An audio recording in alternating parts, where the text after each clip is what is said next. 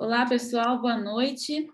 Estamos aqui começando com o nosso curso de Atualidades do Direito, né, o Panorama Jurídico do século XXI. É um curso para professores, com as temáticas mais recentes, né, das diferentes áreas do direito, para os nossos professores se atualizarem, sim, terem mais intimidade com as mais recentes discussões hoje do direito do trabalho e nas próximas aulas de outras áreas do pensamento jurídico. Hoje, na nossa aula, a gente vai começar com o professor Rodrigo Carelli, e vai falar com a gente sobre os desafios da indústria 4.0, né, sobre teletrabalho e trabalho em plataformas e home office. Ele trabalha no Ministério Público do Trabalho e também é professor de Direito do Trabalho na FRJ e tem pesquisas muito interessantes nessa área e hoje vai nos brindar com seus conhecimentos. Obrigada, professor, te passo a palavra. Obrigado, Isadora. Eu acho que tem um monte de gente ainda que está conectando, não? Pois é, estou tentando entender o que é isso. De repente está com... Espera um pouquinho. Eu acho que é melhor esperar um pouquinho, porque eu estou vendo a metade das pessoas, elas estão ainda conectando. Sim, tudo bem, a gente espera mais um E está pouquinho. lento mesmo a conexão deles, então não sei se é um problema no sistema. Uhum. A gente espera, não tem problema não. Acredito que todos já conectaram, acho que agora foi. Para mim está aparecendo aqui que está conectando, mas vamos lá, então. Então, boa noite a todos e todas, meu nome é Rodrigo Carelli, como a Isadora apresentou, eu sou professor na UFRJ e também procurador do Ministério Público do Trabalho no Rio de Janeiro, já tenho 21 anos como procurador do trabalho. Antes de ser procurador do trabalho, eu fui auditor fiscal do trabalho durante 4 anos. Então, sempre eu atuei tanto no Ministério Público do Trabalho quanto no falecido Ministério do Trabalho, na área de fraudes às relações de trabalho, novas relações de trabalho, e sempre tentando pesquisar como se dava a integração de novas formas de trabalho com o direito do trabalho, com a própria regulação do trabalho, com a própria proteção do direito do trabalho, proteção do direito, né? Então, venho desenvolvendo pesquisas, como diz a Isadora, sobre o tema já há algum tempo. Eu tenho um grupo de pesquisa na UFRJ que ele se chama TRAB 21, que é Trabalho no Século XXI, que envolve pessoas desde a graduação até doutorandos, em que a gente ali estuda essas novas relações de trabalho. Alguns dos temas que nós vamos abordar hoje aqui, a gente tem pesquisa sobre isso, né? O trabalho em plataformas, nós temos diversas pesquisas, tanto em andamento quanto já terminadas. A gente fez uma pesquisa recente que eu posso passar para vocês, que é sobre o teletrabalho e a pandemia voltado para advogados, em que a gente realizou uma pesquisa bem ampla, com 4.400 pessoas que se dispuseram a participar dessa pesquisa, com alguns resultados bastante interessantes. Então, sempre me interessou e me intrigou, né, as mutações em relação ao direito do trabalho. Inclusive, eu faço parte de um grupo de pesquisa, onde foi meu pós-doutorado na França, em que nós estudamos uma coisa que se chama zona cinzenta do trabalho e emprego. A zona cinzenta do trabalho e emprego, como noção sociológica, é um pouco diferente da noção jurídica de zona cinzenta. Nós sempre tratamos zona cinzenta no direito como um indeterminado, né, um ponto de encontro em que não se consegue perceber se está dentro ou não do direito, e essa zona cinzenta que nós estudamos a partir desse grupo francês e que a gente realiza pesquisas, já é uma noção de mostrar que o mercado de trabalho ele é um mercado em movimento, em que você não pode achar que ele está sempre fixo, ele se movimenta. E o direito do trabalho ele entra nessa história porque ele também se movimenta junto com a zona cinzenta, porque há atores, é vivo, o mercado é vivo porque ele é composto de pessoas que estão vivas e elas se movimentam, os trabalhadores se movimentam, os empregadores se movimentam, o Estado se movimenta, as instituições se movimentam. Então, essa é a ideia de zona cinzenta aqui que eu queria trazer para vocês. Não vou tratá-la especificamente hoje, né? Talvez en passant possa falar sobre isso, mas ela é essa noção de que as coisas estão em movimento, né? De que a zona cinzenta ela comporta vários graus de cinza e que um dia pode ser cinza escuro e outro dia ser branco, um dia está totalmente integrado dentro do direito do trabalho, outro dia fora, e que se nós nos apegarmos às noções binárias e firmes lá fixas lá da Revolução Industrial, nós não vamos dar conta desse mundo em mutação, que é o mundo do direito do trabalho, é o mundo do trabalho, é um mundo vivo, né, por assim dizer. E falando sobre isso, então, e aplicando sobre isso, o que eu vou tentar dar para vocês é um panorama amplo, né, dessa situação, de como nós estamos a partir dessas noções novas, ou não tão novas assim, como indústria 4.0, como revolução digital, como trabalho digital, né, uma coisa que eu não gosto muito, e vou dizer mais à frente para vocês por que eu não gosto muito dessa noção de trabalho digital, mas esse mundo em que você tem uma constante mutação, que não é também grandes novidades. Então, você pode chamar de revolução tecnológica, também acho um termo extremamente vago, né? Então, comecemos a dizer do que significa isso, do que se trata. Bom, quando a gente fala em revolução industrial e a gente vai tentar levar isso no tempo, nós vamos perceber que ninguém sabe muito bem definir em que momento que se deu a revolução industrial. Uns falam, não, a partir do surgimento da máquina a vapor, não sei o quê, e começa a identificar com isso. O que se entende por revolução industrial é um processo, né? Ele não é um acontecimento, ele é um processo. E é um processo em que a gente vê efeitos dele ou mutações dele até hoje, né? Então, o que a gente percebe é uma transformação, não somente no modo de produção, como no modo de vida das pessoas, produção, trabalho, vida das pessoas. E ele começa a partir da constituição de um tipo de sociedade diferente da sociedade anterior, em um processo em que se pensa a produção e o consumo de uma forma diferente daquela anterior. Isso não se dá da noite para o dia, isso dá com o tempo. E com o tempo, com as necessidades que vão surgindo ou com as oportunidades que vão surgindo, você vai incrementando essa própria revolução, vai incrementando esse novo modo de produzir, esse novo modo de viver, esse novo modo de trabalhar. Então, nós temos que compreender que, como todo processo histórico, ele é feito por idas e vindas, continuidades e permanências.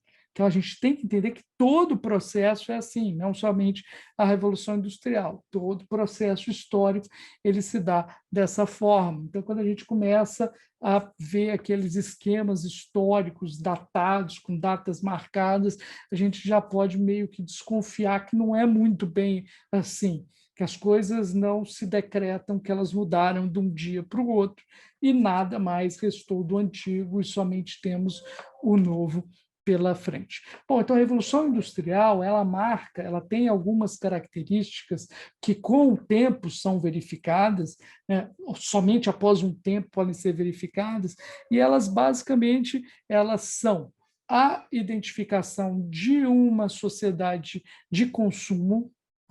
Então, uma sociedade que, ao invés da sociedade anterior, que você teria uma quantidade de bens que era fixa, rígida e pequena, né, em toda a sua vida, para uma que pretende consumir bens, né, bens, inclusive, que sejam não permanentes, que sejam que possam ser gastos e substituídos por outros.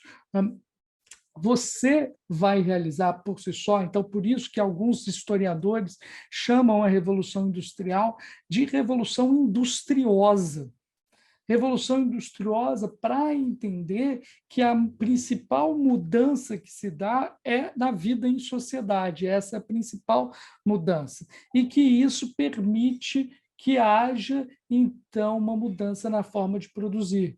O antigo modo de produção em manufaturas, que é o modo anterior, que é um modo regulado em corporações de ofício, e logo os mercadores eles passaram a utilizar o trabalho em domicílio. Isso tem tudo a ver com o que a gente vai falar hoje aqui.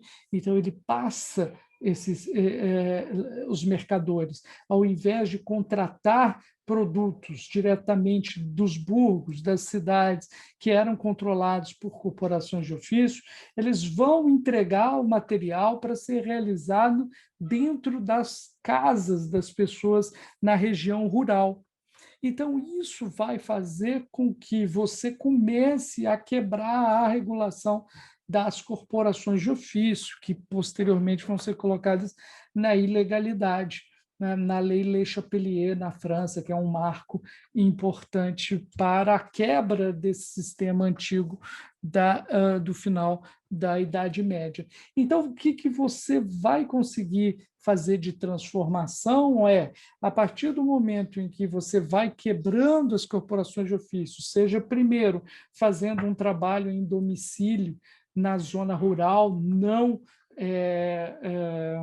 olha como a zona cinzenta já está lá presente lá no começo da Revolução Industrial. Esses mercadores acumulando capital, eles vão querer produzir, e o principal problema deles até não era tanto o preço, mas aumentar a produção, produzir cada vez mais, né, e com isso reproduzir o seu capital. O que acontece é que então ele vai levar esse trabalho para o domicílio das pessoas. Posteriormente, com a necessidade de incremento dessa produção, e uma vez quebrado o monopólio das corporações de ofício, o que se organiza é a tentativa de aumentar a produção, visto que havia limites claros, tanto de qualidade quanto de rapidez ou de controle dos trabalhadores que realizavam esse trabalho em casa, em domicílio. Você vai ter, então, uma grande criação, que é um ponto forte na Revolução Industrial, que é a organização de trabalhadores em um grande mesmo espaço. Então, você retira essas pessoas das suas casas, né, e, com isso, diversas modificações vão ter que ser feitas, inclusive a renda básica universal que existia na Inglaterra, chamada Lei dos Pobres, ela vai ter que ser revogada para que a Revolução Industrial pegue mesmo, porque as pessoas não queriam trabalhar por qualquer coisa, porque elas já tinham uma renda básica universal garantida. Então, esses trabalhadores eles vão ter que ser forçados a trabalhar, a ir para as cidades. E, com isso só pode acontecer a partir do momento em que você revoga a lei dos pobres, que garantia uma renda mínima universal dos trabalhadores. Isso só vai acontecer lá pelo ano de 1830. Mas a ideia já é anterior, da organização de pessoas em fábrica, de uma grande coletividade em fábrica, e daí permite-se, e não o contrário, daí permite-se que as máquinas sejam introduzidas. Porque antes, na casa das pessoas, as máquinas não fazem sentido nenhum. o conceito de máquina a vapor já existia desde a Grécia Antiga, desde a Antiguidade. E já existiam máquinas a vapor na China séculos antes da implementação da máquina a vapor dentro das fábricas. Então, a máquina a vapor ela não é, ela é importante, porque ela vai tornar possível a produção em massa, ela vai tornar possível uma organização melhor desses trabalhadores dentro de uma unidade em que vários trabalhadores vão estar conectados posteriormente, lá no século XX, naquilo que se denominou linha de produção. Então, essa cadeia de montagem, ela vai ser possível justamente pela máquina que começa aqui lá no início do século XIX. Então, o que nós estamos aqui, o que eu estou querendo dizer com isso tudo que eu estou falando aqui? Esse processo, que é um processo que demora décadas, né? Então, são décadas nesse processo de implementação da Revolução Industrial, ele não pode ser definido por meio da utilização da tecnologia. Apesar de que a tecnologia é um grande símbolo dessa época, porque ele faz permitir que isso seja feito de forma otimizada, seja feito de uma melhor forma, de uma forma realmente produtiva, digamos assim, com grande produtividade. Então, a tecnologia ela é importante, mas ela não é a definidora da época. Ela é um símbolo da época, mas a tecnologia ela surge a partir da necessidade. A ideia principal e a tecnologia principal é a tecnologia social. É a tecnologia social tanto da organização fabril em unidades coletivas, com vários trabalhadores, né? Então, no começo, com dezenas de trabalhadores, e podendo chegar a, atualmente, fábricas que têm mais de 500 mil pessoas, como existe fábricas desse tamanho na China atualmente. Então, essa organização fabril de trabalhadores ela vai ser possível a partir da utilização de uma tecnologia social agregada com uma tecnologia de máquina, que é a tecnologia, ou chamada tecnologia física, que é a máquina a vapor e as próximas máquinas que vão se desenvolver. Então, nós temos então um incremento dessas fábricas, né? Essa organização fabril cada vez mais com mais trabalhadores, com mais eficiência, com uma organização do trabalho mais científica. Isso vai começar lá no começo do século XX, na verdade, no final do século XIX, para o começo do século XX. E, por outro lado, os trabalhadores também se organizando. O início das caixas de assistência, ou antes mesmo disso, temos movimentos como o movimento ludista, né, o movimento ludista que é ou ludita, que é muito mal entendido, muito mal compreendido. Se entende o movimento ludista, o movimento ludita, como um movimento de raivosos contra a tecnologia, que querem quebrar aquelas máquinas todas sem sentido, raivosa e nervosamente, sem um objetivo definido. Não, não era assim. O movimento ludita ou ludista, eles utilizavam e atacavam as máquinas justamente porque eles entendiam que aquilo iria atingir o seu empregador e obtiveram diversos ganhos, ou até conseguiram que a introdução das máquinas elas fossem realizadas de uma outra forma, não como a prevista pelas empresas. Então, nós temos que entender que o movimento ludito-ludista era um movimento político, antes de tudo, era um movimento de trabalhadores organizados que estavam tentando impedir, que é uma das características da introdução das tecnologias, que é a incorporação dentro das máquinas do saber dos trabalhadores. Então, cada vez é uma outra característica importante da introdução das máquinas, que é, então, você incorpora ali um conhecimento dentro dessas máquinas e você cada vez mais vai poder utilizar trabalhadores menos qualificados. Tudo isso que eu estou falando aqui, todas essas características aqui, elas serão, por mim, retomadas mais à frente para falar sobre a atual revolução, ou, melhor dizendo, o atual momento da Revolução Industrial. Então, o que acontece nesse momento é então, você vai resistindo a isso. Lá no meio do século já temos os primeiros sindicatos, aí já parte para uma tentativa de legalização desses sindicatos, que vai ocorrer na Europa lá no final do século XIX, nessa tentativa de organização social, aí, como eu disse, nessa questão de nós entendermos tudo como um processo vivo. Nós vamos ver o Estado entrando nessa disputa para não, como a gente sempre pensa, né, numa característica da gente tentar entender o Estado como ou um opressor, ou o Estado como um administrador, mero administrador. Não, mas o Estado tem objetivos também.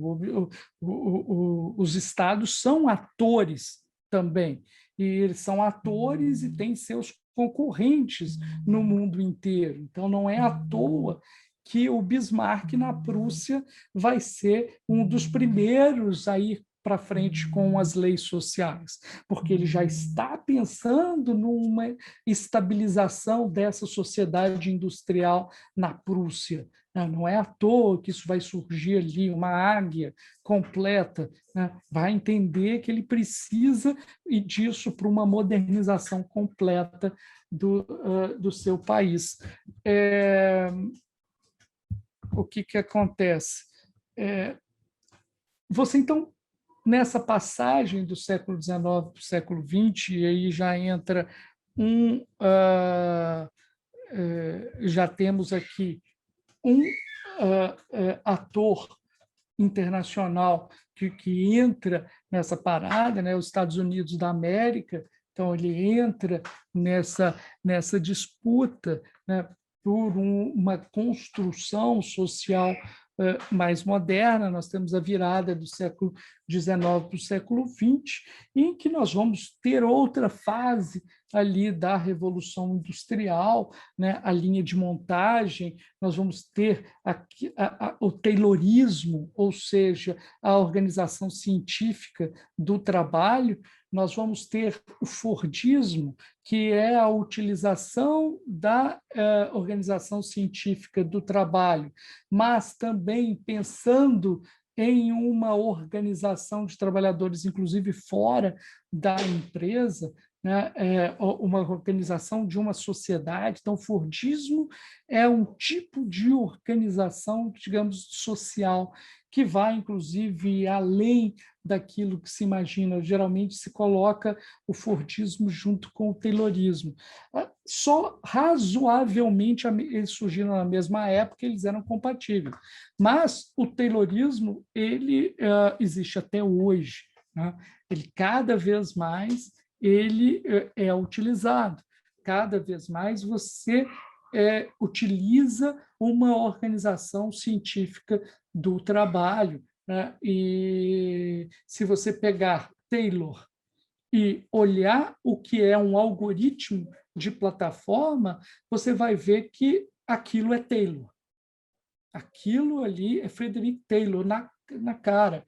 Ele organiza todo o trabalho, ele pensa todas as etapas do trabalho e controla todas as possibilidades do trabalho. E era isso que Taylor tinha em mente lá. Ele só não tinha um avanço da tecnologia suficiente para implantar da forma como é implantado hoje. Então, se o Fordismo como forma de organização da empresa, de todas as etapas da empresa, em uma linha de produção ou uma linha de montagem, em um mesmo local, com a ideia de construção de casas para as chamadas vilas operárias, que estariam dentro daquele conjunto, para os trabalhadores serem controlados tanto dentro da fábrica quanto fora da fábrica, e o Fordismo tinha até um chamado departamento sociológico, que, em verdade, era um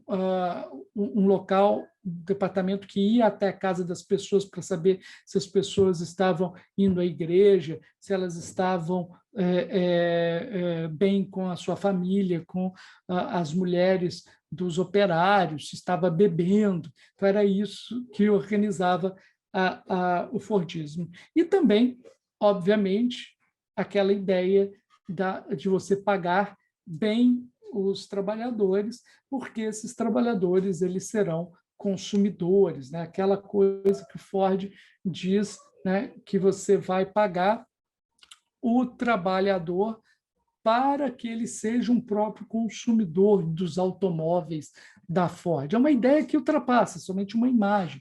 Então, nós estamos construindo uma grande classe média, e essa grande classe média ela tem que ser construída com uma classe trabalhadora Ford.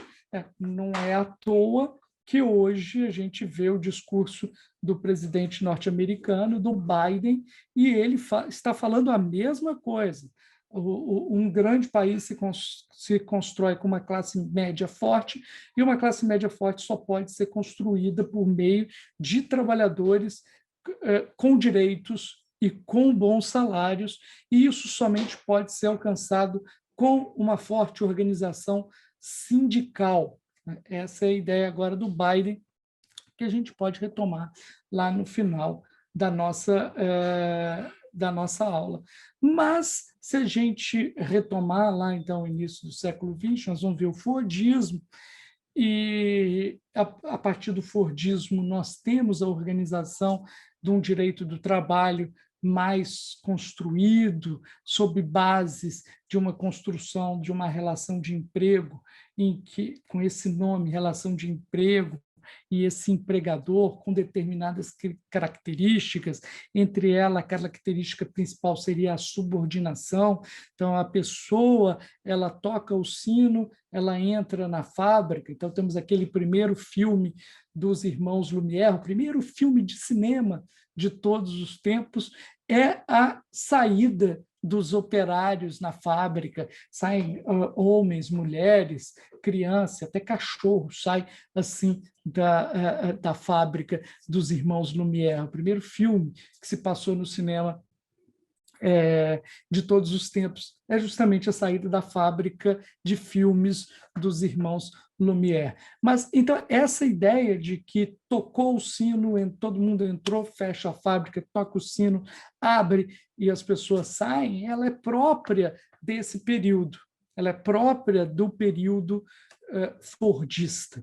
É aquilo que se chama de norma fordista de trabalho, norma no sentido sociológico. Então, a norma fordista de trabalho é essa organização de trabalho em um mesmo espaço fabril, toca-se a campainha, todo mundo entra, toca-se, fecha, e dentro uma disciplina no estilo militar. Então, a disciplina no estilo militar organizado, que era a tecnologia de controle de massa que existia naquela época. Nós temos que entender cada época para a gente poder compreender a nossa própria época. A subordinação, com possibilidade de admoestações, suspensões, dispensas, e até dentro dessa época de multas, decorre de uma técnica, de uma tecnologia de organização social que se entendia que existia ou até pré-existia e foi aplicada, e a gente consegue ver isso muito bem nos estudos do Foucault. Então, ele vai demonstrar, né, bem como é realizada essa sociedade disciplinar, chamada sociedade disciplinar, que é essa sociedade organizada tanto no século XIX quanto no século XX. Então, lá no século XX, nós vamos ter, então, isso, e a partir daí do crescimento do direito do trabalho, e aí o Roosevelt, Franklin Roosevelt, lá nos Estados Unidos, nós vamos ter, então, aquilo que se chama de New Deal pós-Segunda Guerra Mundial, que nós vamos ter, então, originar aquilo que na Europa se chama de 30 anos gloriosos, que é uma constituição cada vez mais forte organização de trabalhadores e um direito do trabalho adquirindo cada vez mais direitos. Isso vai ser organizado, então, durante esses anos. Nós vamos ter, na mesma época que aqui no Brasil a gente implementa tanto o Ministério do Trabalho, quanto a Justiça do Trabalho, quanto nós temos a consolidação das leis do trabalho. Se nós fizermos um paralelo nos Estados Unidos, nós vamos ver que a legislação trabalhista nos Estados Unidos ela surge nessa época, órgãos não judiciais, mas administrativos de regulação e jurisdição sobre o direito do trabalho são criados nessa mesma época. Então, nós vamos ver que há uma coincidência, e essa coincidência é uma regulação social a partir de uma organização própria da sociedade desta época, né? Então, quando termina o século, vai terminando o século, eu só esqueci de falar um ponto importante. Em 1917, nessa mesma época em que há o começo do Fordismo e que essa linha de montagem e a organização científica do trabalho começa a estar muito em voga, o mundo está numa convulsão muito grande, né? Nós estamos falando aí de um período que está terminando a Primeira Guerra Mundial.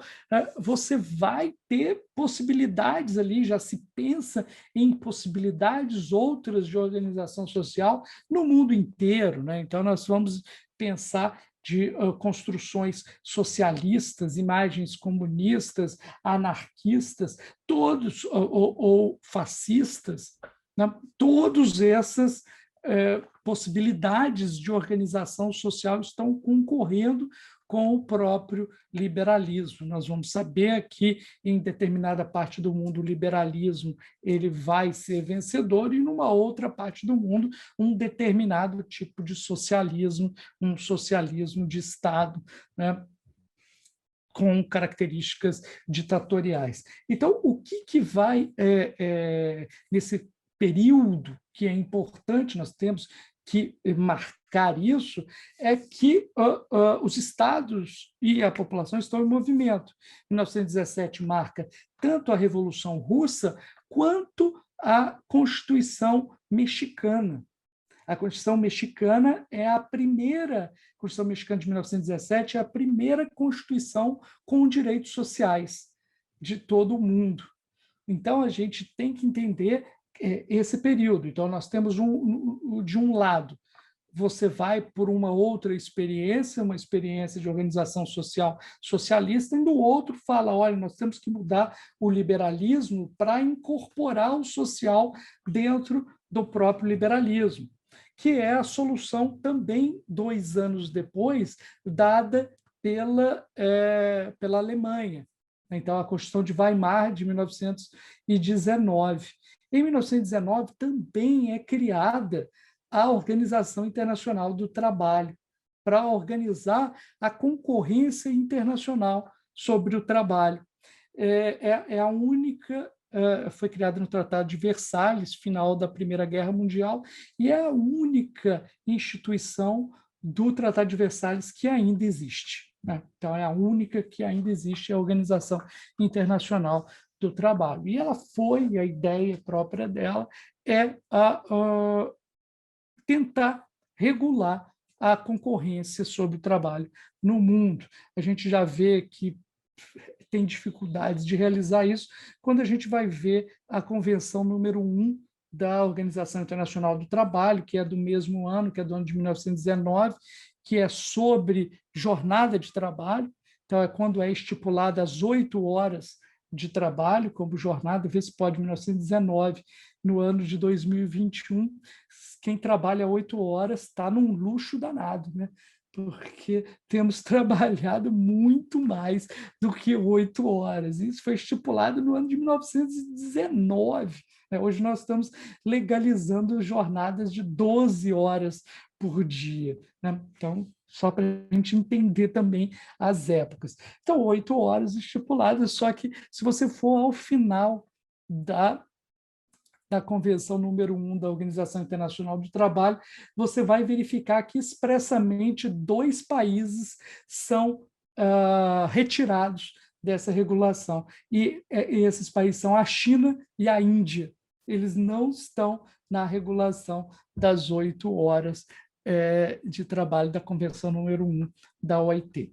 Mas, então, a gente tem que entender também que a China e a Índia do começo do século XX não são nem a China nem a Índia do século XXI. Temos que compreender isso. Eram países completamente rurais, completamente no problema de se alimentar, uma fome gigantesca nesses países. Enfim, o que eu quero dizer com isso é que o mundo vai caminhando nessas disputas desses atores vivos.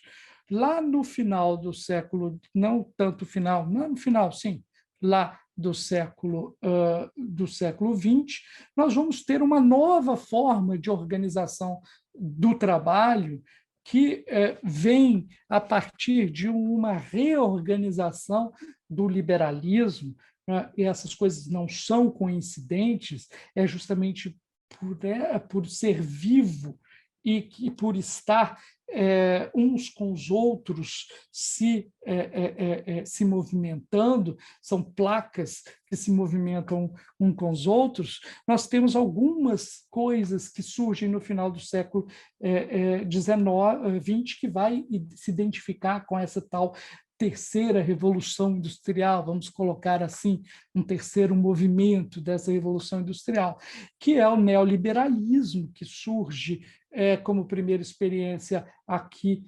no Chile, da ditadura do Pinochet, e depois essa experiência da ditadura chilena, do Pinochet, vai ser implementado tanto na Inglaterra quanto nos Estados Unidos, de Thatcher e de Reagan, e começa, então, a se alastrar por todo o mundo desenvolvido para depois voltar em todas as outras partes do mundo. Então, nessa mesma época, nós temos o enfraquecimento total lá daquele bloco socialista, né, com a queda do Muro de Berlim e depois com a queda progressiva como dominó desses estados socialistas que retornam a uma constituição, uma organização do estilo capitalista. Né? Então, e mais ou menos liberais, vamos dizer, vamos colocar dessa forma. Então, nós temos aí uma reorganização que, ao mesmo tempo da produção, que se chama toyotismo. Então, o toyotismo ele é uma reorganização da forma fordista de produzir. É uma reorganização ou um novo momento da Revolução Industrial. Ela é identificada por uma série de ideias que são colocadas para um novo modo de produzir, de trabalhar e de viver.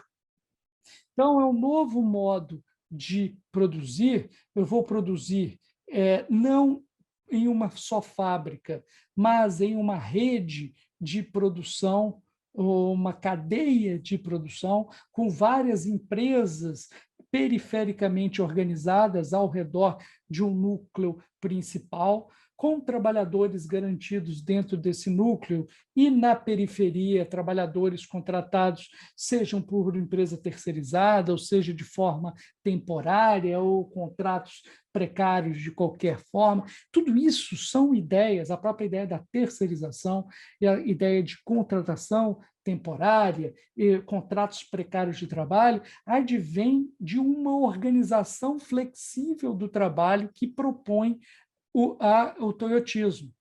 Quando se tem a ideia do just in time, e o sob demanda. Isso quer dizer o seguinte, que enquanto na época do Ford você tinha e produzia diversos modelos iguais do Ford T preto e que iam sendo feitos e colocados em estoque, vendidos no estoque, você passa para, como hoje a gente faz com um carro, você pode ir na internet e escolher a cor do seu carro, quais os equipamentos que vai ter esse carro, e você vai, então, pedir esse carro, e esse carro vai chegar para você daqui a um tempo, ou seja, sob demanda.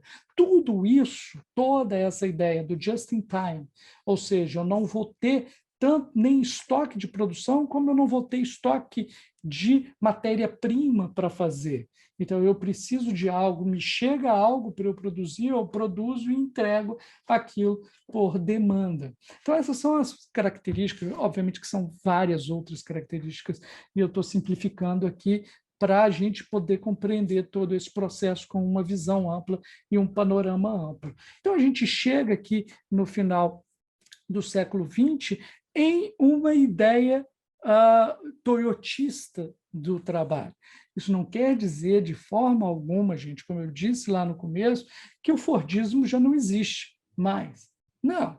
Como eu disse lá no começo da nossa conversa, o que acontece é que há empresas em organização fordista com 500 mil trabalhadores. Um exemplo disso é a Foxconn, na China, que faz os produtos da Apple. A organização é completamente fordista. Hora para entrar, hora para sair, todos os trabalhadores com horário controlado dentro de uma mesma unidade fabril, dormem até lá dentro da própria fábrica. Bom, mas o ideal tipo, a forma de organização é essa, que equivale também a uma tecnologia. Qual é a tecnologia? É o eletrônico que chega. Então, começa-se a ideia da robotização, começa-se aí nessa revolução industrial, que equivale a esse tempo. Passado esse tempo, lá, então, nós estamos falando de final do século XX, adentramos no século XXI, a ascensão da China, né? Então, um ator novíssimo, né, na parada, tem pouco, há 30 anos, se você falasse um produto chinês, você falaria, nossa, que coisa nova, há 30 anos você não acreditaria em carros chineses de forma alguma, somente algo extremamente mal feito.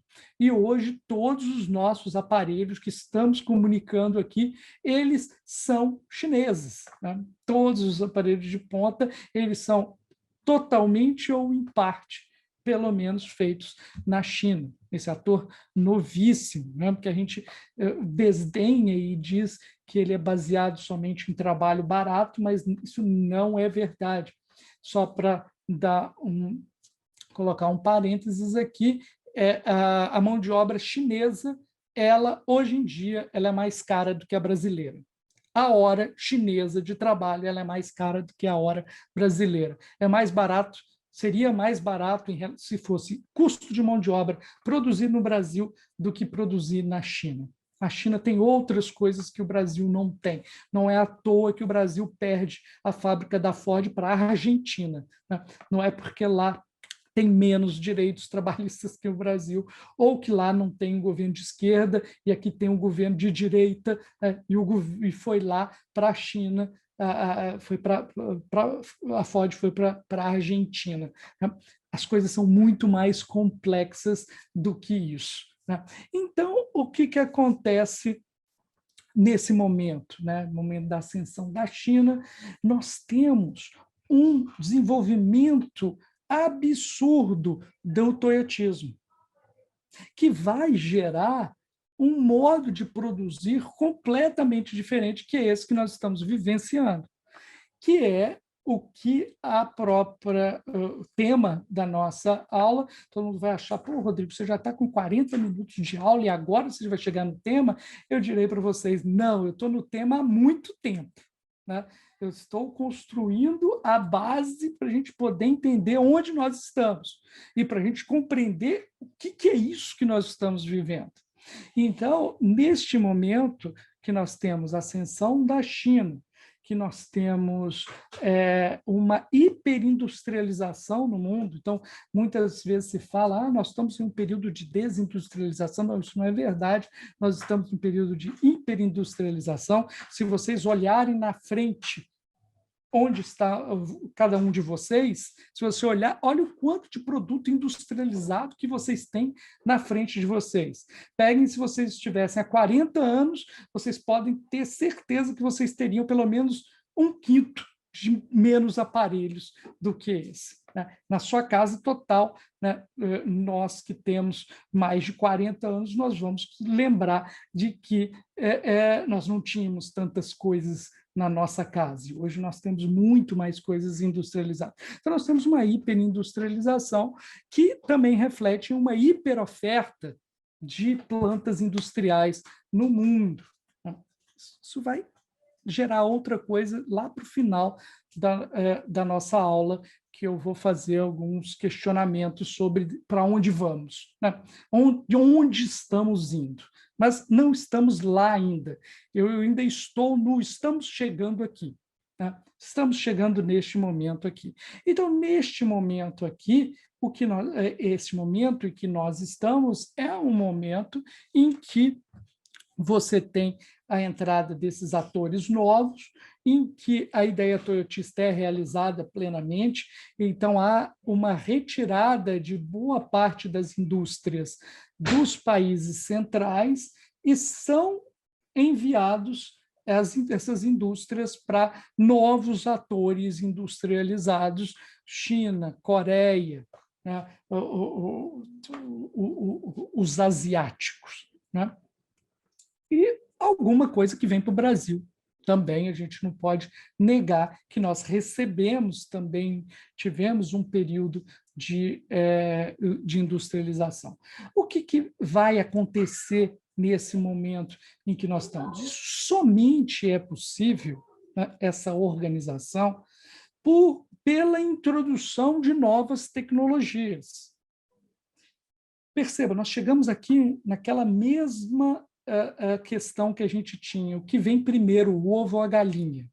Lá que a gente estava conversando sobre o início da Revolução Industrial. Isso quer dizer o seguinte, que as ideias elas vêm primeiro, a organização social ela vem primeiro, mas ela somente se completa a partir da utilização e desenvolvimento de determinado tipo de tecnologias. Você somente pode produzir nessa distância se você tiver uma tecnologia de controle à distância da produção.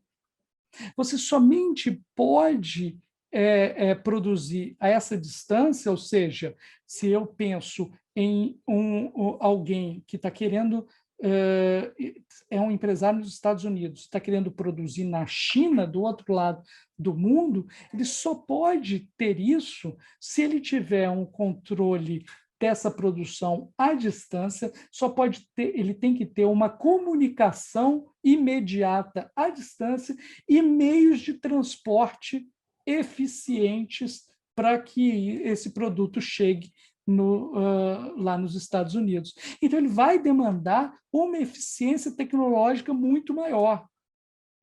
E, a partir daí, então, é nesse momento que surge aquilo que se chama de indústria 4.0. A indústria 4.0 é um desenvolvimento dos outros processos da Revolução Industrial que vão indicar a possibilidade de você utilizar não somente máquinas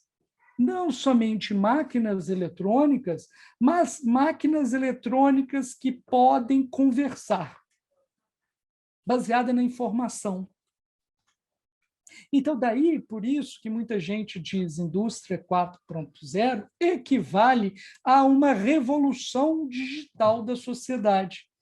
Só me é possível isso a partir da digitalização dos processos. E aí nós estamos falando de digitalização de todos os processos. Tá? Então, nós vamos ter de digitalização dos processos amorosos, que desencamba aí no Tinder da vida e essas coisas, como a gente vai fazer uma digitalização das redes de comunicação e não somente isso, da robotização. A partir daí que é possível aquilo que se equivocadamente se chama de inteligência artificial, porque não é inteligência, é um aprendizado de máquina, que não funciona de forma inteligente, se funciona de forma eficiente, é bem diferente. É uma busca de soluções a partir de um aprendizado, mas não de uma inteligência daquilo que se faz. A inteligência artificial, ela pode encontrar a melhor solução, mas ela não tem a menor noção do porquê que aquilo é a melhor solução para atingir determinado objetivo. Bom, a gente vai chegar nisso, não quero chegar ainda nesse ponto aqui. Então, eu estou falando ainda da infraestrutura que vai levar ao nosso momento. Então, o que acontece? Quando a gente pensa nesse momento que nós estamos, nós vamos perceber a centralidade que tem a tecnologia, mas não podemos entender de forma alguma que foi a tecnologia que levou a gente ao ponto que nós estamos. A gente não pode entender que a tecnologia ela tem alma, que ela tem vontade, que ela tem desejos. Esses fantasmas que nos rondam do tipo o algoritmo é o meu patrão. Né? Uma ideia completamente equivocada, o algoritmo não é patrão de ninguém. Né? A ideia de que os robôs estão tomando nossos empregos, outra ideia completamente equivocada, e eu vou chegar lá nesse ponto.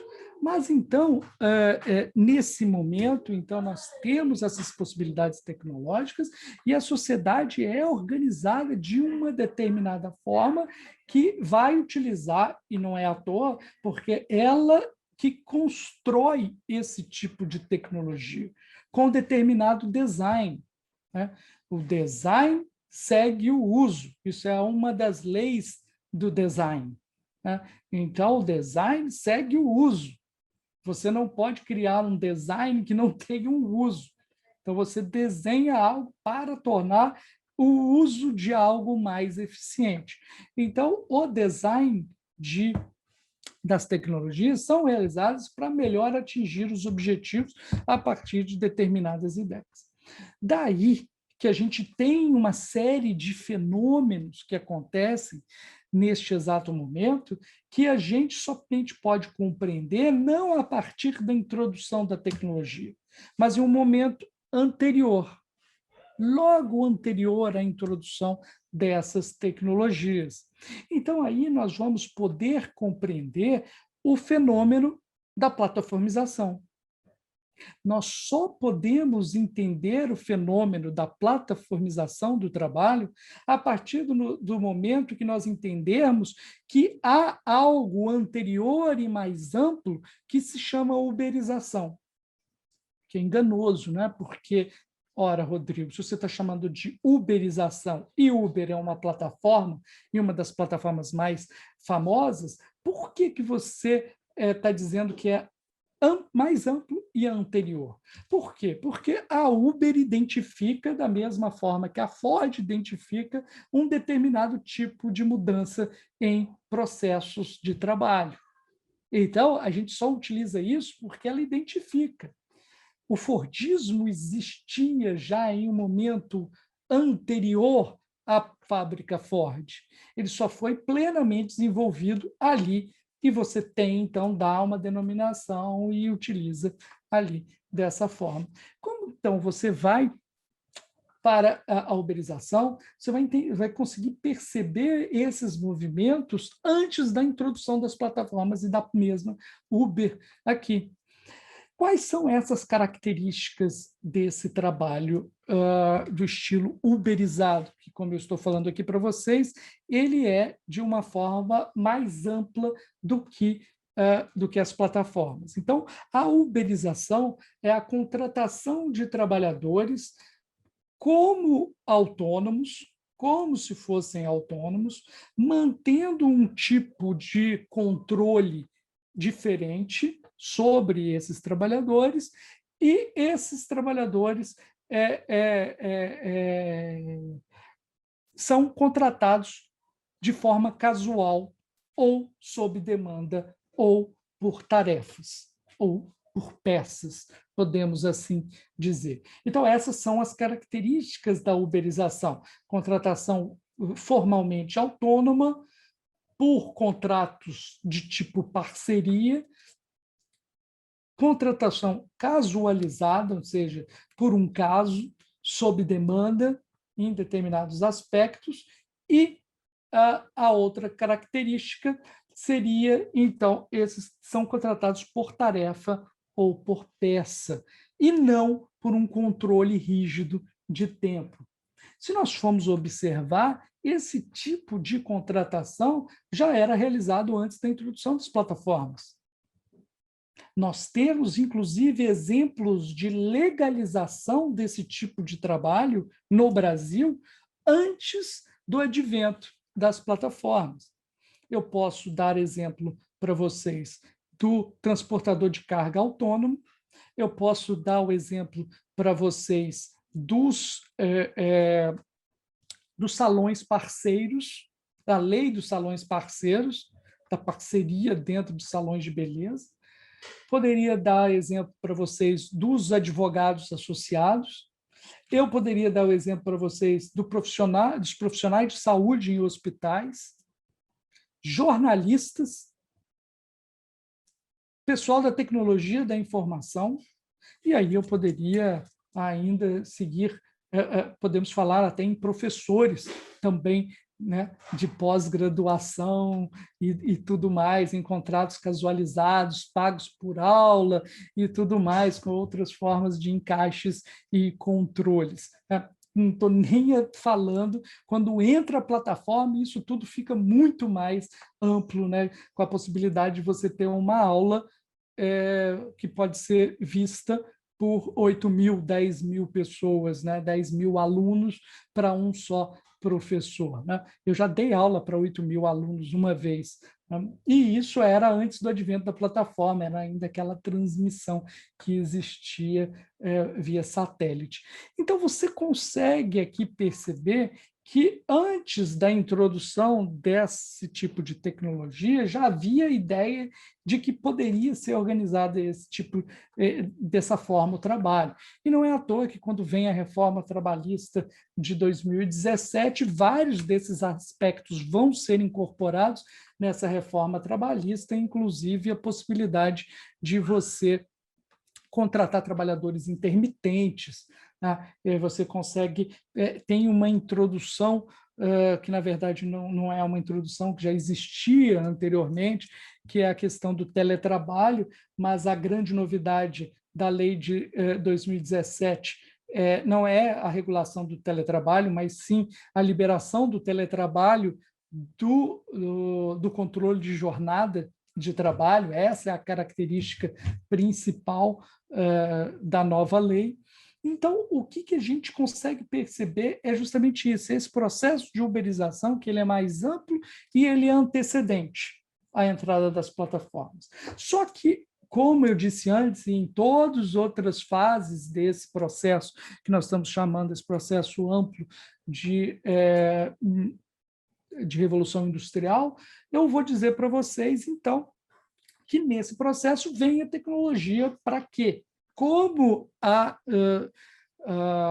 máquina a vapor lá atrás, como a linha de produção, introdução da energia elétrica em outra fase, a introdução dos meios eletrônicos, né? Nessa fase, o que nós temos aqui é o processo de digitalização, que vai ampliar isso de uma forma absurda, né? Vai controlar toda essa produção de uma forma absurda e, mais do que nunca, vai incorporar o conhecimento e, portanto, levar a possibilidade de contratação de trabalhadores menos qualificados, né, para realizar um mesmo trabalho que antes realizado, né? Vai ser possível com isso. Nessa época, obviamente que a gente só pensa, porque isso é muito mais próximo da gente, da questão da plataforma de entrega de mercadoria ou de um motorista de Uber que te leva daqui para ali por uma merreca, né? Mas a gente tem que entender que esse processo é muito mais amplo. Quando se fala em indústria 4.0, nós estamos também falando internet das coisas, nós estamos falando de máquinas, de robôs que se comunicam entre eles sem a participação humana, a distância de fábricas completamente escuras, porque em determinado momento não se passa ninguém, nenhuma pessoa por ali. Só que nesse momento eu também tenho que falar para vocês, como eu disse aqui, porque há muito esse desejo e medo da automação. Ao mesmo tempo que nós desejamos, nós temos esse medo. Desejo e medo está sempre interligado, sempre está um vem ao lado do outro. E a gente fala, não, porque os robôs vão tomar os nossos empregos e tudo mais. A gente vive falando isso, e tem esse medo, e vem pesquisas dizendo que o emprego vai acabar, ou não sei quantos empregos vão desaparecer por conta da automação e tudo mais. Vem todo esse discurso, esse blá, blá, blá, que ocorre desde a Grécia Antiga, né? Aristóteles dizia lá, nós só poderemos deixar de ter escravos quando as máquinas fizerem todas as nossas necessidades, tudo que nós precisamos para cumprir as necessidades. Aristóteles já dizia isso. Em várias fases veio essa coisa, as máquinas vão destruir. Não vão. Não vão ser as máquinas que vão tomar os nossos empregos, né? Como você pode dizer isso em uma sociedade, como eu disse aqui lá no começo, ou no meio lá da nossa aula, dizendo que nós estamos trabalhando 12, 14 horas por dia? Como eu posso dizer que é uma sociedade em que o trabalho está acabando? Não é possível dizer, o trabalho não está acabando. O que está acontecendo é uma intensificação do trabalho, um avanço do trabalho sobre áreas e tempos da vida das pessoas, isso que tem acontecido, e, como eu disse, uma precarização do trabalho, porque cada vez mais o conhecimento está embutido dentro das máquinas. O trabalho não está acabando. O trabalho está assumindo outras formas e está expandindo, sendo distribuído de outras formas, né? Tanto é assim que existem dois termos muito interessantes que dão conta desse fenômeno. Um se chama heteromação.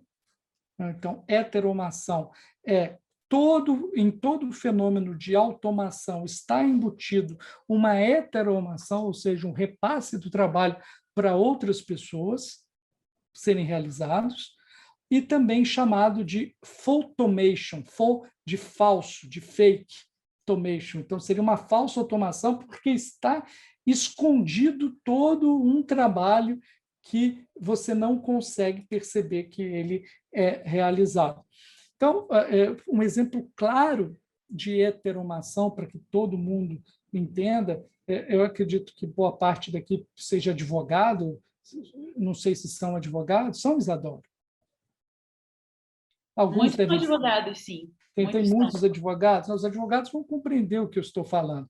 A introdução do processo eletrônico fez um repasse de trabalho dos servidores da justiça para os advogados.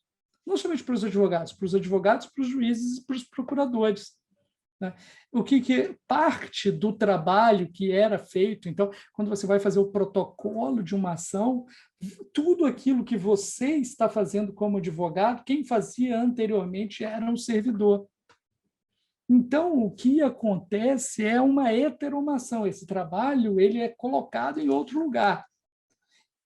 Somente é possível ser colocado para outra pessoa fazer se você pode controlá-lo. Esse é o grande barato da digitalização. O barato da digitalização é que ele está em um mundo que se passa da sociedade de disciplina do Foucault para a sociedade do controle de Deleuze. Cibernética vem do grego que quer dizer comando e controle. Então, dessa forma, e por isso que no parágrafo único do artigo 6º da Consolidação das Leis do Trabalho, na sua redação do ano de 2011, vem falando em controle, comando e supervisão telemática ou por computador, ou computadorizada. Já entrando na época da sociedade de controle do Gilles Deleuze. Então, você consegue realizar o controle e não necessariamente uma disciplina.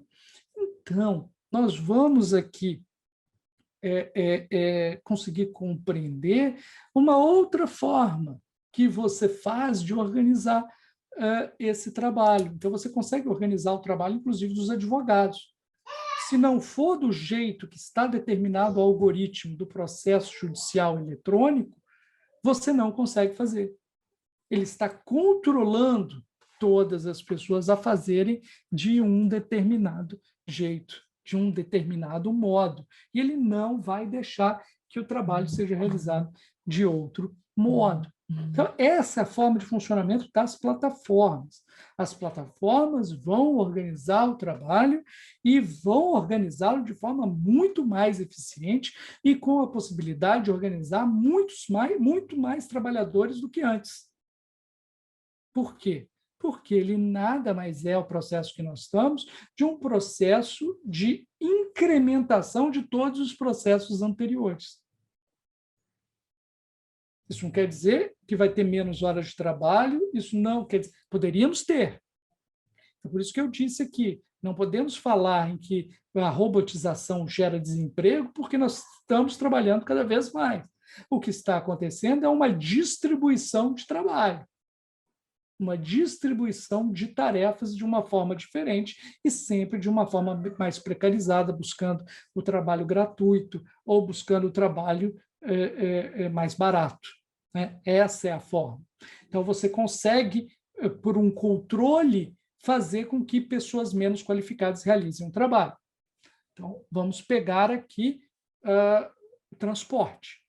O transporte, para você realizar o transporte de pessoas há pouco tempo atrás, antes da introdução de aparelhos portáteis digitalizados com GPS, para você ser motorista de táxi dentro de uma cidade grande, no Brasil ou em qualquer parte do mundo, você precisava, além de saber dirigir, você precisava ter o conhecimento de como andar em determinada cidade, de como se locomover. É famoso o teste em inglês para os táxis pretos na Inglaterra, né, os black cabs. Os black cabs, o teste era um teste que as pessoas estudavam anos, porque tinham que saber todas as ruas e como chegar às ruas londrinas, né, de toda a capital de Londres. Tudo isso desaba com a possibilidade de que, por um aparelho eletrônico, você controla todo o trabalho. Você pode colocar uma pessoa desqualificada que somente sabe dirigir um carro para levar as pessoas daqui para ali. E você vai guiá-las pelo GPS, que vai controlar a sua velocidade, e você vai conseguir controlá-lo por meio eletrônico, inclusive com vídeo, como ele está se portando, né? Hoje está até com a possibilidade de gravação das... isso vai se desenvolver cada vez mais no sentido do controle, né? Não existe, isso é uma coisa que nós temos que deixar bem claro, não existe atividade econômica sem controle. Então, a contratação de trabalhadores para inserção dentro de uma atividade econômica é uma farsa por si só, porque as pessoas nunca serão autônomas, verdadeiras, se inseridas dentro de uma atividade organizativa alheia, né? Isso é uma farsa, oriunda dessa idealização da possibilidade de trabalhadores casualizados, e você vai, então, ter a estratégia de contratar esses trabalhadores, porque não controlados da mesma forma que nos processos de revolução industrial anteriores, você vai possibilitar, então, que esses trabalhadores, eles, mesmo sem aquele controle antigo, ele realize de forma mais eficiente e mais barata um trabalho para você, porque esses trabalhadores, inclusive, são menos qualificados. Então, não é à toa que o trabalho de entrega de mercadorias e de movimentação de pessoas, de transporte de pessoas em plataformas na Europa é realizado por imigrantes, e geralmente imigrantes ilegais, né? Então, você vai conseguir botar um imigrante que não fala, inclusive, a língua do local para realizar o trabalho ali de forma controlada para você nas empresas. Então, esse processo ele pode se expandir para todas as áreas. Nós falamos aqui de transporte de pessoas, transporte de mercadorias, a gente pode falar sobre diversas formas de controle, inclusive o teletrabalho. Então, hoje nós estamos no meio de uma pandemia em que todos nós sabemos que o trabalho de professores, como todos nós, ele pode ser realizado à distância. Ele pode ser realizado à distância, ele pode ser controlado à distância, né? Os equipamentos atuais, eles podem controlar tudo, absolutamente tudo o que nós fazemos. Então, quem está em home office pode, por um simples equipamento de robô espião dentro das máquinas, que é inserido dentro das máquinas das pessoas sem as pessoas saberem, o que acontece é que você pode identificar todos os processos, inclusive quanto tempo gastou em Facebook, em WhatsApp na tela do computador. Eu vejo as pessoas utilizando o WhatsApp, né, junto com o teletrabalho, coloca, porque fica mais fácil digitar no computador. Eu falo, mal sabe eles que você está dando mais instrumento de controle para o seu empregador, que ele vai saber até o que você está conversando com as pessoas pelo WhatsApp, se você inserir no computador. Mas, então, todas esse processo que eu estou tentando aqui falar para vocês, tentando mostrar para vocês, é esse processo em direção a um controle e a uma pulverização do trabalho. Então, eu posso contratar, ao invés de contratar professores para que seja de um corpo efetivo de trabalho, que tenha uma turma e trabalhem com essa turma, eu posso contratar um trabalhador, e recentemente teve a notícia, né, que tem instituição de ensino que estava passando vídeo, aula gravada de professor que estava até morto já, né? Então, recentemente teve essa ideia, essa coisa, foi semana passada que eu vi. Botaram lá o professor para dar aula, mas o professor já está morto, né? Então, e ele está lá dando a sua aula no estilo Black Mirror, né? Enfim, as coisas são assustadoras dessa forma mesmo, né? Então, o que aconteceu? Então, nós estamos aqui nesse momento em que a atividade econômica tem a possibilidade de pulverizar o trabalho, de repassar o trabalho, de entregar esse trabalho de forma sob demanda para determinados trabalhadores, e ela vai tentar aproveitar isso para o quê?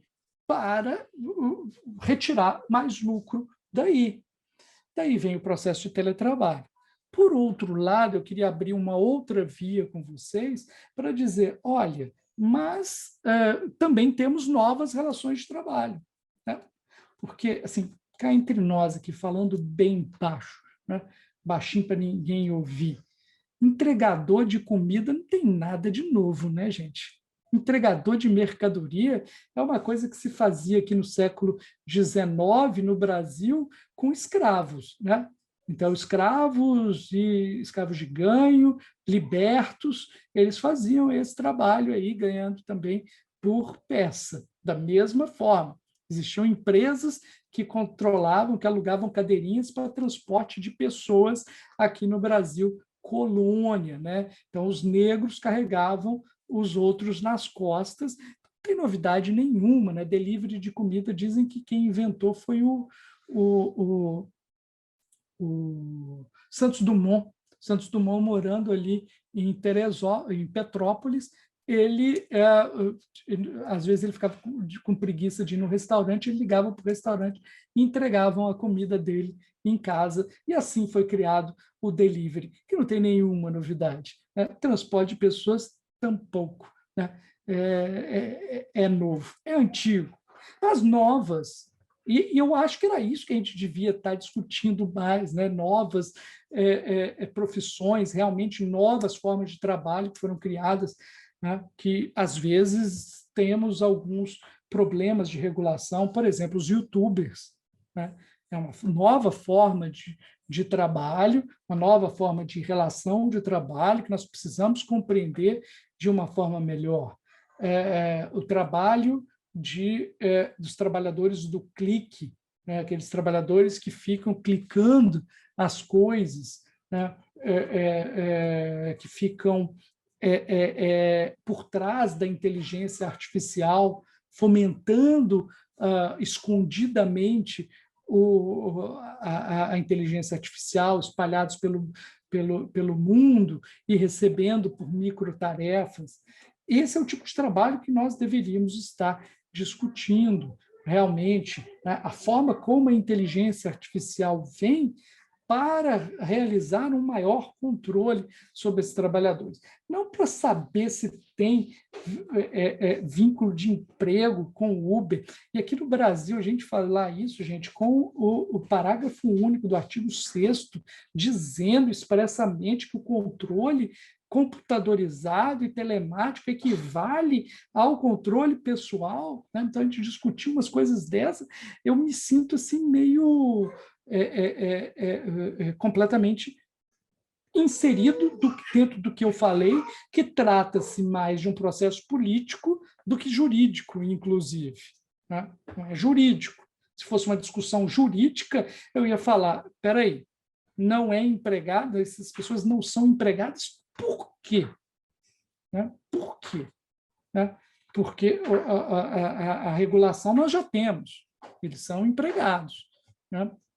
Enfim, a plataforma, inclusive, a forma plataforma, é uma forma que está se tornando ubíqua. Todas as empresas têm. Então, você dizer, é um trabalhador de plataforma, ele é diferente. Diferente em quê? Né? Porque tem uma plataforma que organiza o seu trabalho, organiza a forma de existir, ou só pela existência da plataforma. Né? Não há piada maior do que dizer que a Uber é uma empresa de tecnologia. Por quê? Porque ela tem uma plataforma, porque ela tem um algoritmo, porque ela usa um aplicativo, que é uma interface para ligar com a plataforma. Ora, gente, o Banco Itaú tem uma plataforma, o Banco Itaú tem um algoritmo, o Banco Itaú utiliza a inteligência artificial, e ele é banco ou não é banco? O Magazine Luiza tem plataforma, tem algoritmo, usa inteligência artificial, é uma loja de varejo ou não é?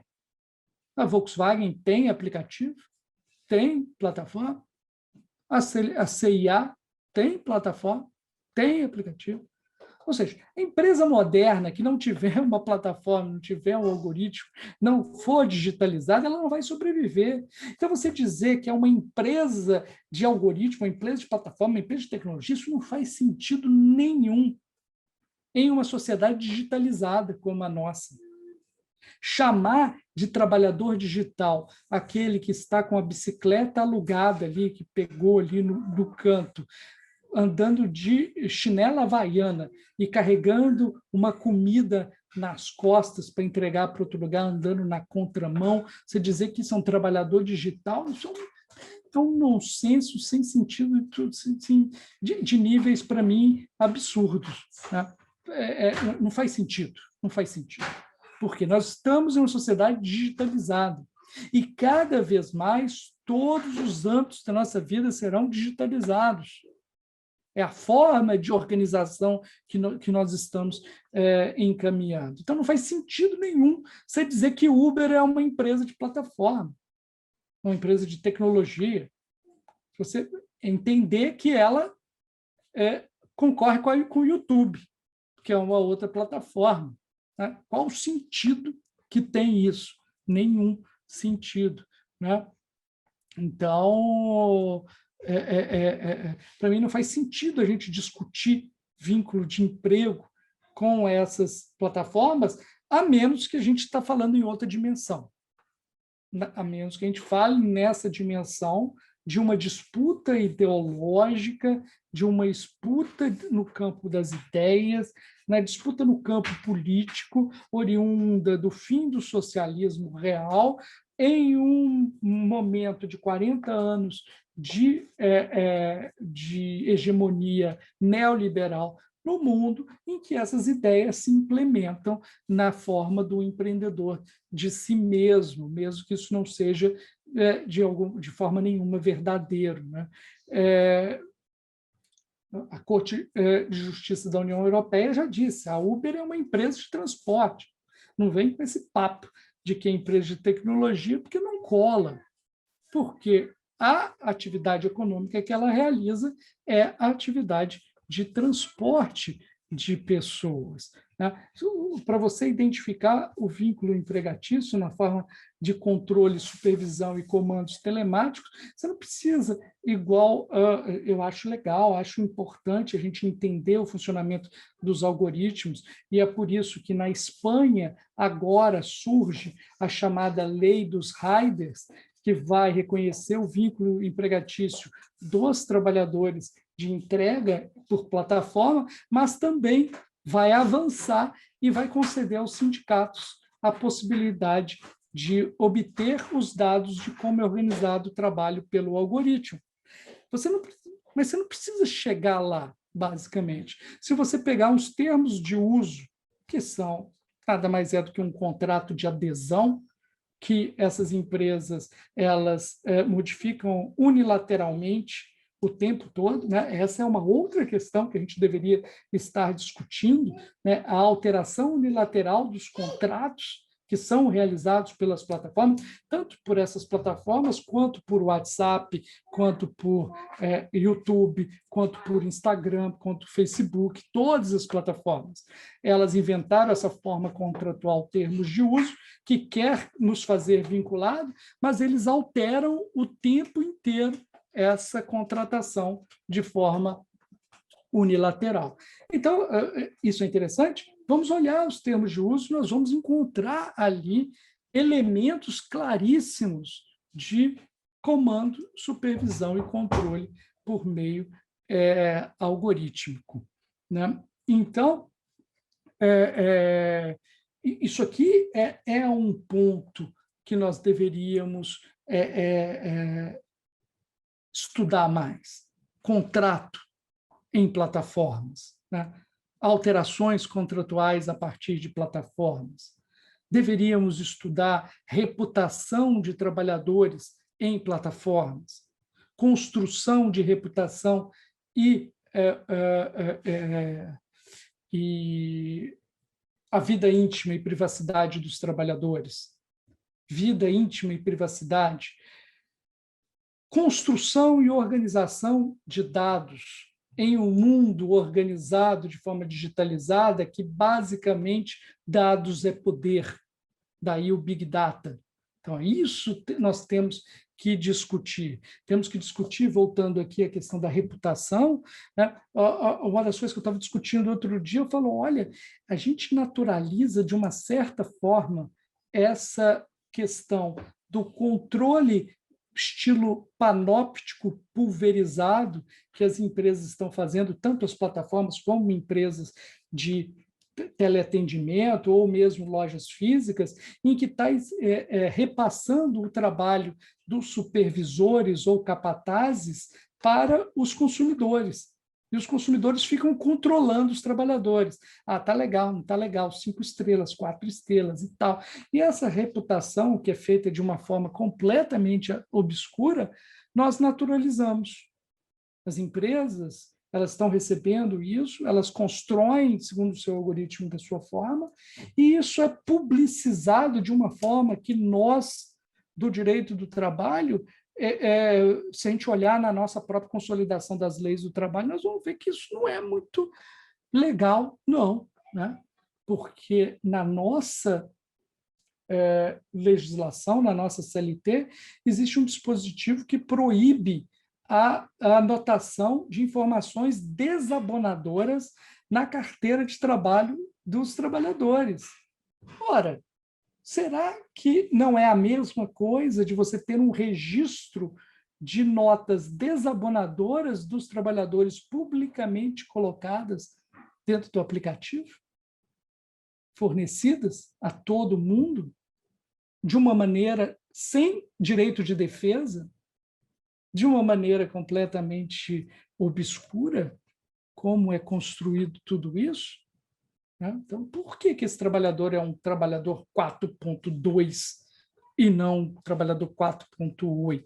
Nem esses trabalhadores sabem, né? Porque, não sei se vocês sabem, os trabalhadores não sabem quem deu a nota para eles. Eles somente recebem uma média e eles vão tentar compreender o que aconteceu ali para eles receberem aquela média. Ô, Isadora, eu já estou aqui há 1h30, eu não sei se a gente dá espaço para o debate ou eu continuo aqui. Como que é feito, geralmente? Professor, essa é a primeira aula. Ah, é a primeira aula. Então faça como você acha melhor. Se você quiser abrir para perguntas ou gente, eu não sabia que era a primeira aula e fui tocando o negócio aqui, eu não combinei com vocês antes como seria. Se vocês tiverem alguma coisa para falar, eu vi que tem o chat aqui, ninguém falou nada, né? Se vocês quiserem, eu vou continuar aqui falando mais um pouco, só que se vocês quiserem, a partir de agora, fazer pergunta, questionamento, discutir, está aberto. Pode fazer por meio do chat ou pode abrir aqui a câmera e a gente conversa aqui. Ok? Então, a partir de agora, vamos tentar fazer. A Gabriela quer falar? Mário Sérgio também desligou, abriu o microfone. Não, acho que não deve ter sido proposital. Boa noite. Boa noite, José Gustavo. Parabéns pela aula, né? Tá sensacional. Eu sou aluno do mestrado profissional no IDP e eu gostaria de saber algo assim, se existe algum tipo de estudo empírico sobre os termos de uso das plataformas e talvez dos sites em geral, né? Mas pode ser das plataformas ou dos próprios aplicativos de celular que nós utilizamos. Sempre que nós entramos em algum deles ali, tem os termos de uso que a gente tem que aceitar, tem a política de privacidade, que é outra questão que a gente tem que aceitar também.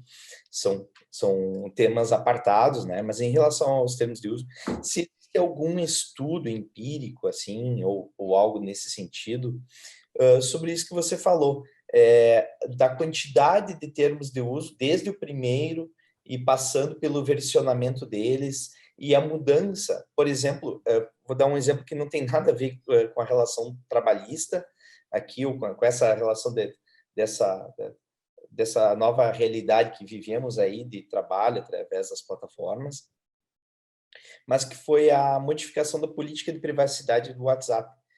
Né? Há pouco tempo nós tivemos uma discussão aí, vamos parar de usar o WhatsApp, vamos entrar para o Telegram, porque lá o Telegram não é o WhatsApp, porque o WhatsApp e o Facebook pertencem à mesma empresa, então o WhatsApp, conforme as novas políticas de privacidade, a partir de abril, salvo engano, pode compartilhar todas as informações com o Facebook, e eu não concordo com isso, tá? A questão de concordar ou não.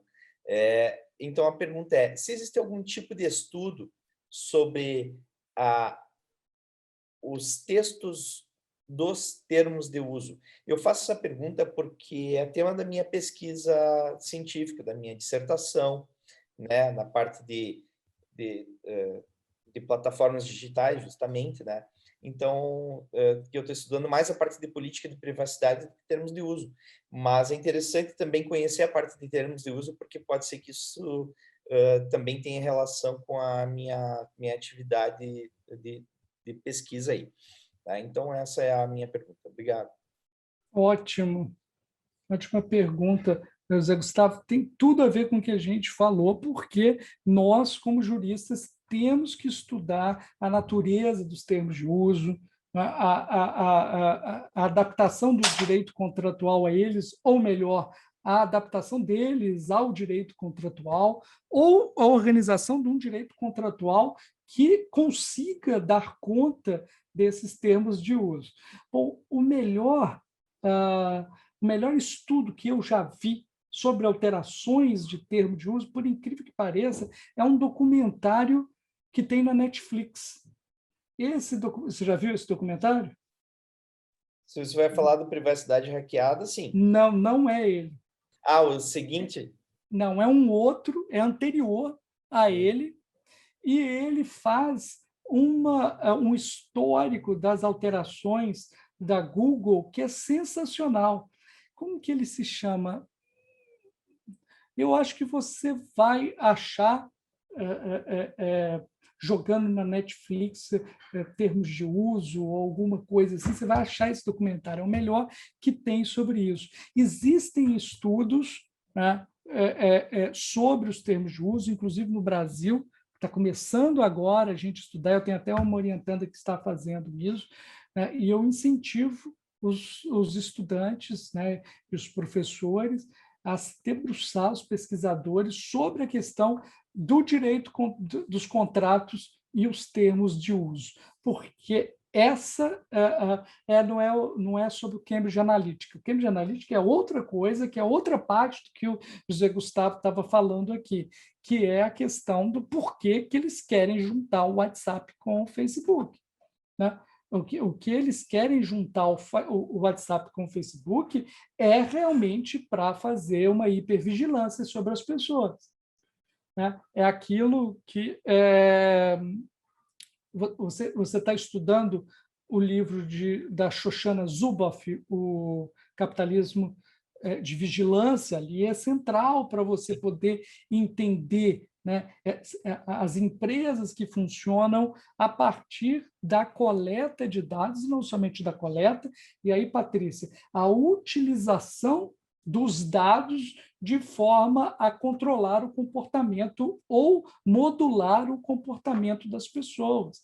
Então, não é somente identificar quem pode comprar determinadas coisas, mas como eu posso incentivar e levar as pessoas a comprar tais coisas.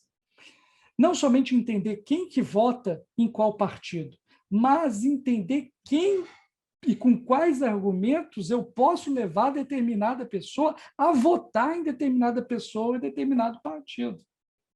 Esse é o poder do Big Data. Aí é uma coisa, né? É isso que eles querem engolir com a gente com a alteração unilateral do contrato, que não há liberdade, né, não há liberdade. Ou você aceita ou você é excluído. Então, você não tem autonomia, você não tem liberdade contratual de verdade. Ou você aceita ou você cai fora.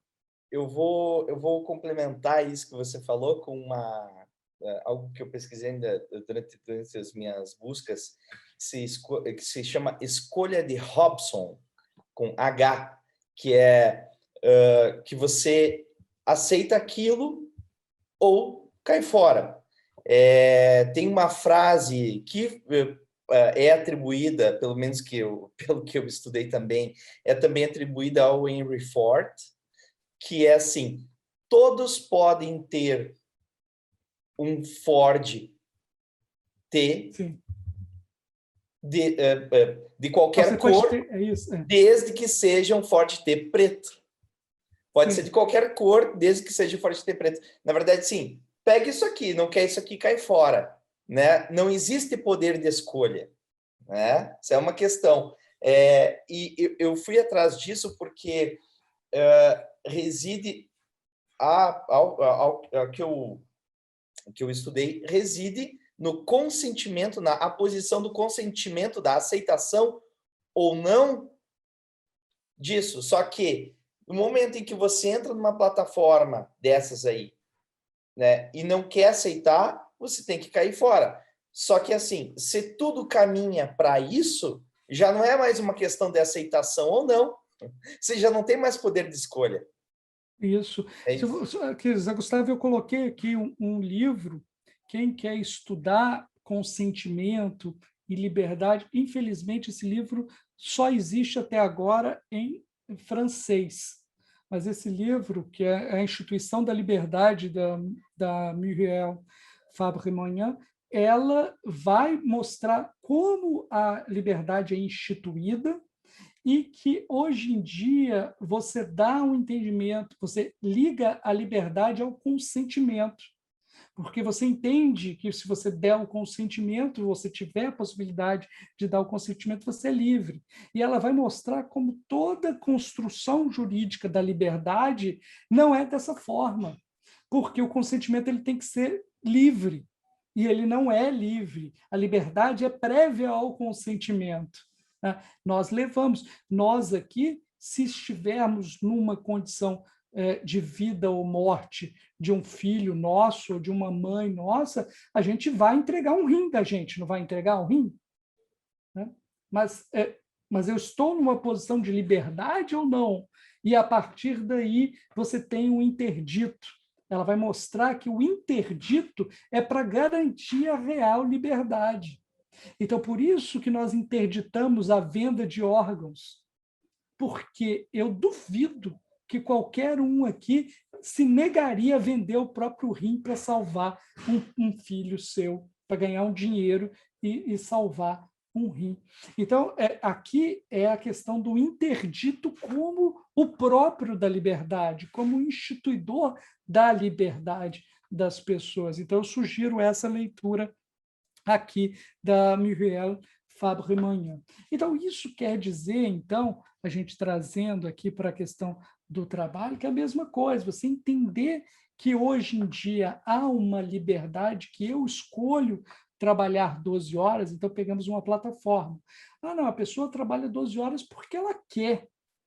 Só que, se você não entender que a precificação ela é realizada por uma empresa, e que a precificação pressupõe, como nós, lá no Ministério do Trabalho, tomamos depoimento do pessoal da Uber, e eles falaram, olha, a precificação é realizada para que a pessoa, no final do mês, ela receba um salário mínimo por 44 horas de trabalho realizado. Então, se você pensa, o algoritmo ele foi calculado dessa forma, obviamente, utilizando um carro muito ruim, em condições especiais, né? Vamos dizer assim, condições ideais, que não existem na vida real. Mas, pensando e calculado na condição ideal, a pessoa vai, por 44 horas de trabalho, receber 1,2 salário mínimo. Era assim. É assim que é calculado o algoritmo da Uber. Tá? aí você pensa, qual que é a liberdade? A pessoa vai trabalhar 2 horas e vai receber menos que o salário mínimo? Há a liberdade de escolha para receber menos do que um salário mínimo? Né? Obviamente que nas grandes capitais ninguém vai poder receber nem um salário mínimo. Você vai ter que trabalhar mais horas em determinadas horas que se dá o bônus para isso tudo está calculado no algoritmo. Qual que é a liberdade? Qual que é a autonomia dessas pessoas que trabalham nessas empresas? Então, isso, novamente, nós temos que rediscutir. Nós temos que aplicar o direito do trabalho fixo no tempo, rígido, e aí eu falei que eu ia voltar na questão da zona cinzenta, ou nós temos que compreender o direito do trabalho dentro da zona cinzenta, em movimento, e aplicá-lo de acordo com a organização de trabalho atual. Senão, eu digo para vocês, não vai sobrar nada. Não vai sobrar nada, porque relações à moda antiga vão continuar existindo, mas elas vão ser periféricas. Nós estamos no momento, principalmente pelas escolhas políticas realizadas no Brasil, nós estamos caminhando para um produtor de commodities que não emprega ninguém, quase ninguém, tá? E um grande ramo de serviços, né, baratos, e um comércio barato que está numa espiral descendente. Né? Nós estamos numa espiral descendente. Isso é escolha política. Né? Então, como eu disse aqui no começo da aula, a saída da Ford do Brasil não foi à toa. Ela decorre de um movimento mundial. Essas empresas estão instalando nos locais onde há melhores condições de infraestrutura, de educação, de qualificação profissional, tá? De infraestrutura interna e externa, de saída. Nós não temos nenhuma companhia aérea brasileira internacional, tá? Com verdadeira saída, nós não temos mais. Né? Nós temos portos sucateados, nós temos estradas detonadas, nós não temos uma infraestrutura ferroviária, nós não temos educação, nós não temos qualificação.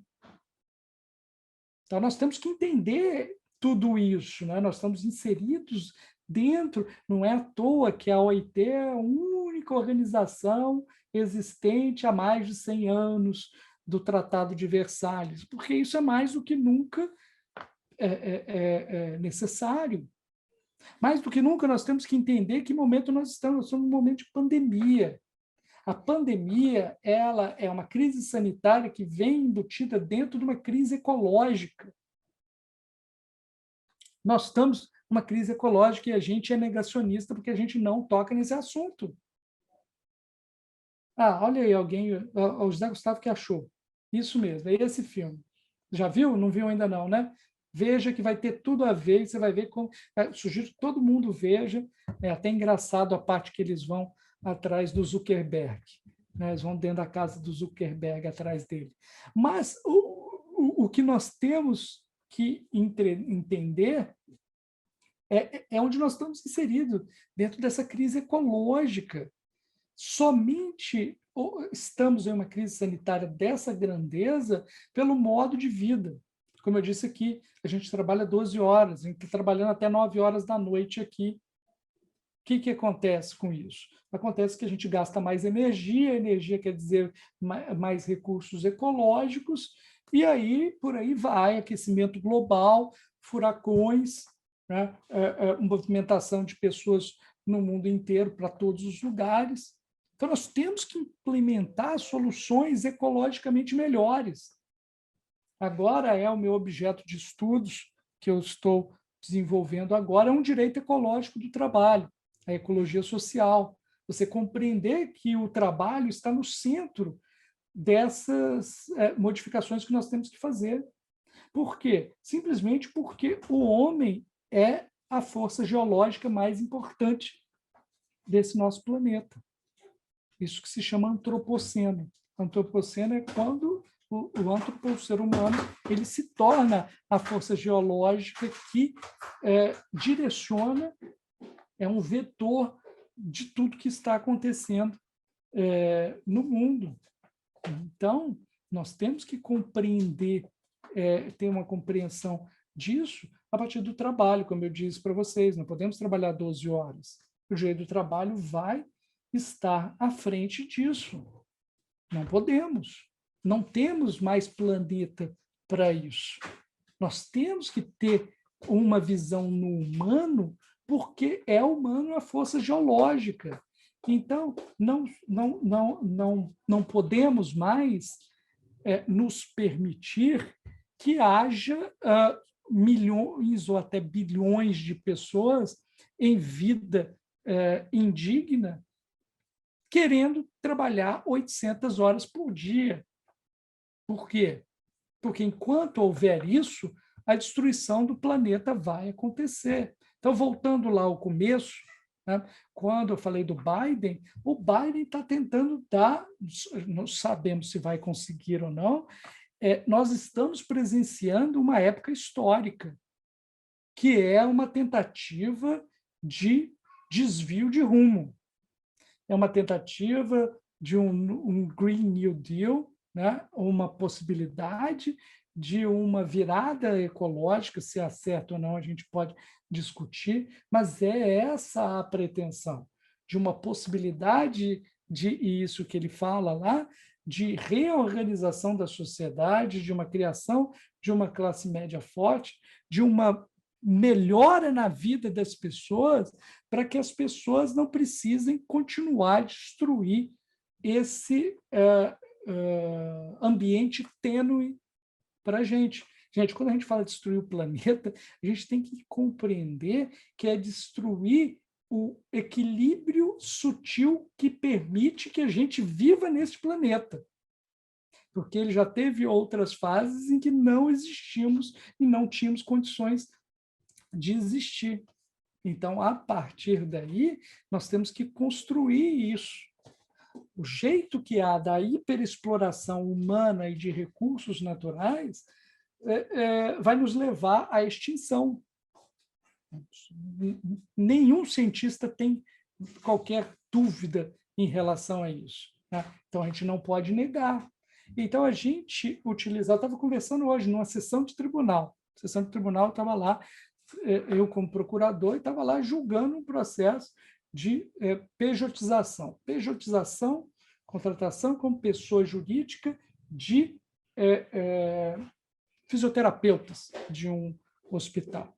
E lá os juízes, alguns lá, estavam achando extremamente normal aquilo. Eu falei, olha, o que está acontecendo é um processo de esvaziamento subjetivo do direito do trabalho, sendo que o direito do trabalho, segundo não somente a nossa Constituição, mas como nossa organização dos direitos, principalmente dos direitos sociais, são baseados nessa figura. Cada vez que você elimina para fora do sistema determinadas figuras como essa, você esvazia esse centro. Esvaziando esse centro, o que vai acontecer é um desmonte completo do sistema de direitos. Isso vai acontecer com, por exemplo, a criação do MEI, microempreendedor individual, pagando R$50 por mês, sem contrapartida empresarial, patronal, você promete a essa pessoa que ela vai se aposentar, que ela vai ter isso, vai ter aquilo. Quando essas pessoas começarem a querer ter isso, quem que vai pagar essa conta? Nós estamos aqui numa pandemia, em que se grita por um auxílio emergencial para as pessoas, pagando as merrecas aí agora, quanto que é agora? 150, sei lá, por aí, né? Entre 150 e R$300. Aí o Congresso já disse, olha, vamos ter que... Queremos isso mais à frente, queremos isso até novembro. Por que o Congresso está dizendo isso, gente? Porque a situação está... Quem sai na rua, vê nas ruas o que está acontecendo. É um crescimento da miséria gigantesco. É simplesmente insustentável E não é por conta da pandemia. A pandemia, ela acelerou um processo já existente. Então, o que vai acontecer? E é isso que eu estou tentando falar com vocês desde o começo. Isso é todo um processo vivo, de idas e vindas, de continuidades e de revoluções. E tem muitos atores envolvidos.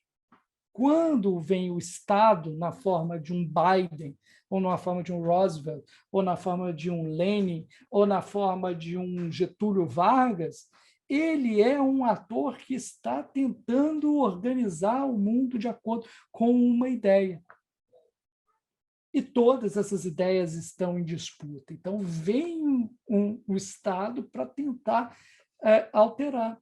Então, o que eu acredito? A partir dessa configuração que eu dei para vocês aqui, eu acredito que há a necessidade de incluirmos a questão ecológica, né? Incluirmos a questão ecológica, incluirmos seriamente a questão do controle de poder. É isso que o Biden está falando.